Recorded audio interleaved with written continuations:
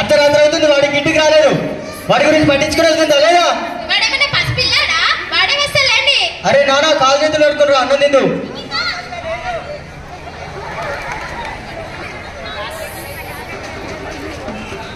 లేరా నాన్న, లే. ఖాళీ కడుపుతో పడుకుంటే మంచిది కాదు. మంచిదా?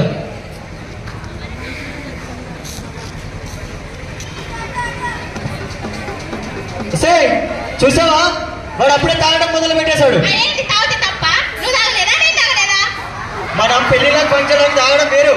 వాడు పసిపిల్లోడు ప్రత్యేకంగా తాగేస్తుంటే భయమవుతుంది. భయపడక ఇంకేం చేయమంటారు? వాడు చిన్న పిల్లోడు. వాడి చదువుల కోసం, వాడి పుస్తకాల కోసం ఎన్ని అప్పులు చేసినాం, ఎన్ని కష్టాలు పడతాను.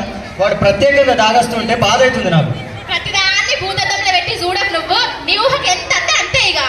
వాడు ఇప్పుడే ఎదుగుతున్న చిన్న మొక్క. ఆ మొక్కకు చీడ పడితే వదలడం కష్టం. ఆ చీడను గుర్తించడం లేదు. అదే నా బాధ.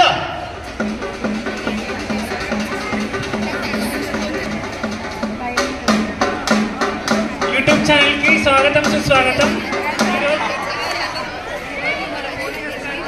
ప్రత్యేకంగా డ్రగ్స్ గురించి ఒక ఇంటర్వ్యూ నిర్వహించబోతున్నాం. మీరందరూ నాతో పాటుగా లైవ్ లో చూడండి. హలో, ఓకే సార్, స్టార్ట్ చేద్దామా? ఓకే, నేను స్టార్ట్ చేస్తాను. యాంకర్ గారు, అంత టైం లేదు మనకి. ఈరోజు హైదరాబాద్లో చాలా సీరియస్ అయినటువంటి విషయం.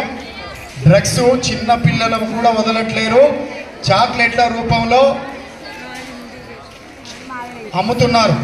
అందుకోసం పిల్లలు కానీ టీచర్స్ కానీ జాగ్రత్త తీసుకోవాలి అని హెచ్చరించడం కోసం ఈ లైవ్ పెట్టడం జరిగింది. అందుకోసం మీరందరూ జాగ్రత్త తీసుకోవాల్సిందిగా కోరుతున్నాం. Thank you.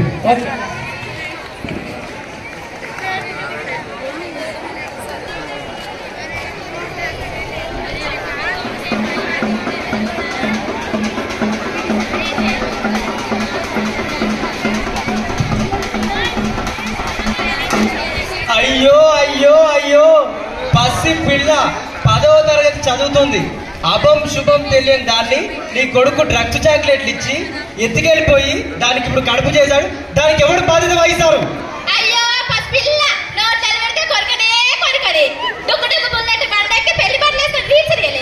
అదేదో రీల్స్ ముచ్చటపడి చేసిందమ్మా, దానికే.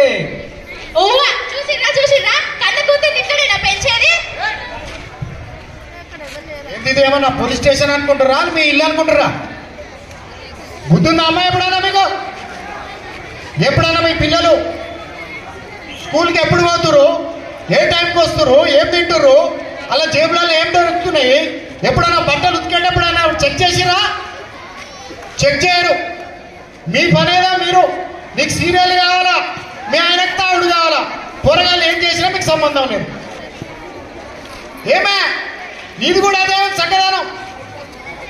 ఒక దిక్కు వీడియోలలో, టీవీలలో, పేపర్లలో రాష్ట్ర ప్రభుత్వం చెప్తా ఉంది ఈ డ్రగ్స్ ప్రమాదకరమైంది, ఒకసారి అంటుకుంటే జీవితం చనిపోయేంత వరకు వదలనిది, దానికి దూరంగా ఉంచాలని మొత్తుకుంటా ఉంటే మీరు కొంచెమన్నా పట్టించుకుంటున్నారా? నీ బిడ్డ రీల్స్ చేస్తాంటే పెళ్లి చీర తెచ్చిస్తుంది, నగలు తెచ్చిస్తుంది.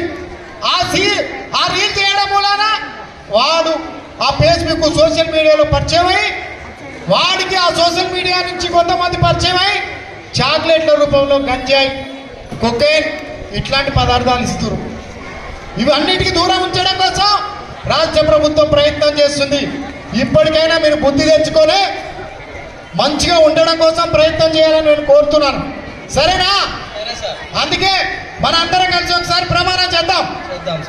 అందరు లేండి, మళ్ళీ ఒకసారి కూర్చోండి. ఒక్కసారి అందరు లేండి ప్లీజ్. ప్లీజ్ వేదిక మీదకి రండి.